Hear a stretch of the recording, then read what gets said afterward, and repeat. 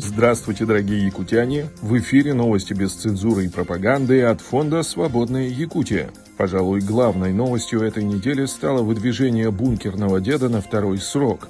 Причем представлено это было в лучших традициях постановочных сцен кремлевского цирка. Артем Жога, беспрепятственно минуя охрану президента, подбежал к Путину и трясущимся от волнения голосом проникновенно попросил Владимира Вадимовича поучаствовать в так называемых выборах в следующем году, на что диктатор ответил безусловным согласием. «Ну каков, а? Вылитый слуга России, отец солдатам, смотреть тошно». О перспективах следующего этапа правления Путина сообщает телеграм-канал «Бриф». Халуй из Госдумы Андрей Гурулев предложил увеличить срочную службу на 1 год.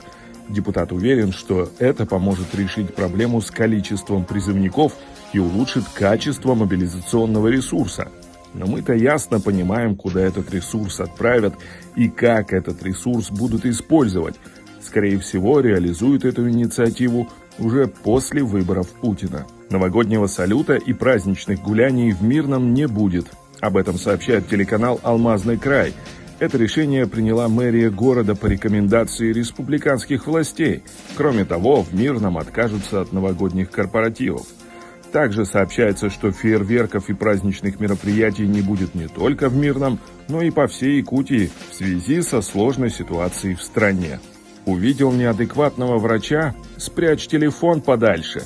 Депутат Якутского госсобрания Луцкан посоветовал привлекать к ответственности людей, которые снимают неправильное поведение медицинского персонала и выкладывают ролики в сеть. Луцкану видится в этом нарушение прав работников здравоохранения и их незащищенность в соцсетях.